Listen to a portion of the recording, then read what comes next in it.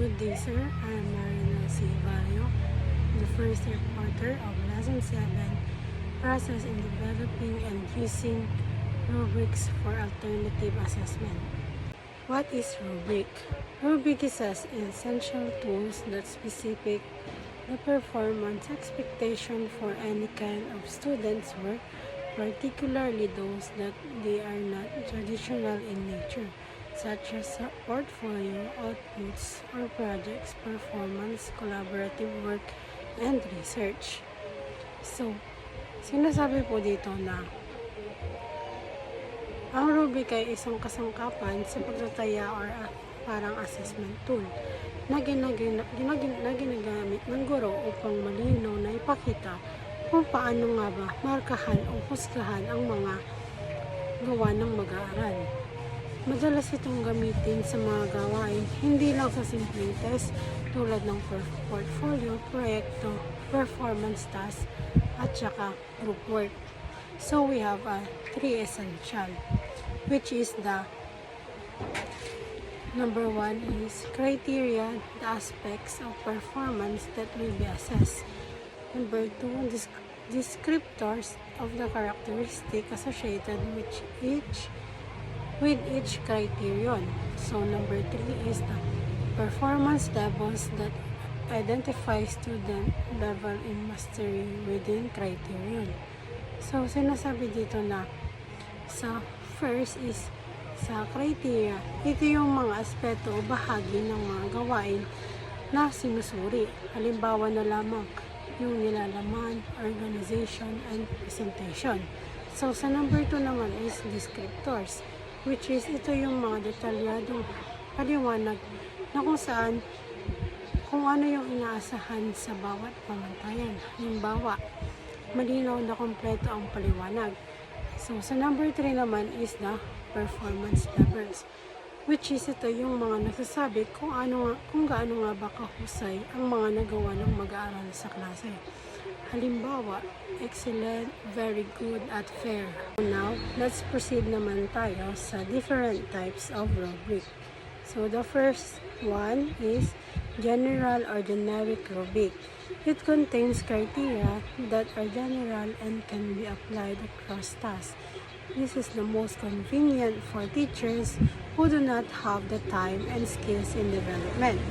Different types of rubric as they can use the same rubric several tasks or assignment.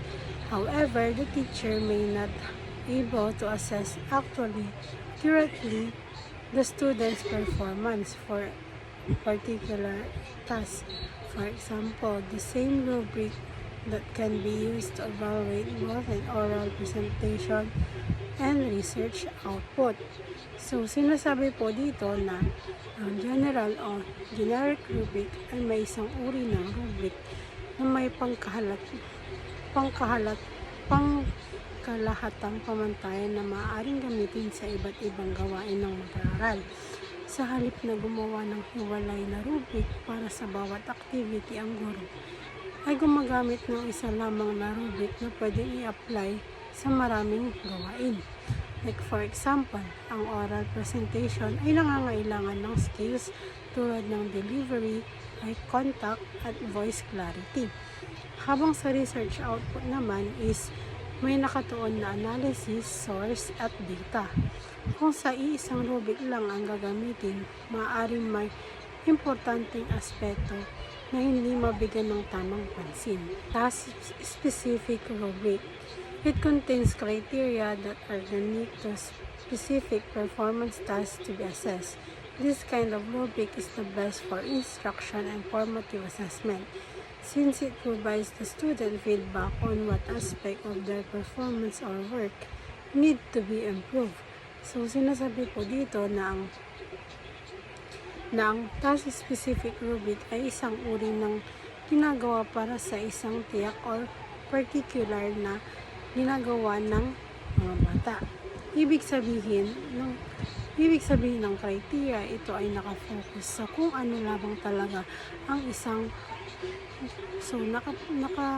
nakafocus ito kung saan talaga kailangan ng isang specific task. For example, mahina ang bata sa eye contact. sa presentation. Malinaw itong nakikita sa rubric, kaya alam ng estudyante kung paano ayusin. So next is the holistic rubric. A student performance or output is evaluated by applying all criteria simultaneously, thus providing a single score based on the overall performance. About the quality of the student work, it does not provide a score on each individual criterion. So sinasabi po dito na ang holistic rubric daw po ay isang rubric na kung saan ito ay ginagawa ng mga students. Tas binibigyan po siya ng kabuuang marka. Batay po sa pangkalatang kalidad nito. Sa halip daw po na hiwa-hiwalay po ang score ng bawat students or bawat bahagi nito tulad ng content, organization, at presentation. So yung guro daw po, isang tinitignan po nila ay yung buong output po na binigay ng isang student. For example, kung nakakuha siya ng 85, hindi niya malalaman kung mahina nga ba siya sa grammar o kung kulang nga ba siya sa detalye ng content. Sa last slide naman po tayo. Analytic rubric. A student's work is evaluated by using each criterion separately, thus providing specific feedback about the student's performance or product along the several dimensions. This is the most applicable for assessing a complex performance for product. So, sinasabi po dito na ang analytic rubric daw po ay isang uri ng rubric na kung saan ginagawa po ito ng estudyante at inihiwalay at sinusuri nga po yan ng bawat criterion. Sa bawat isa may mga sari-sariling score po sila. Hindi lang sa isang overall score ang binibigay. Sa halip, yung guro po is nagbibigay po siya ng marka sa bawat aspeto po ng gawain.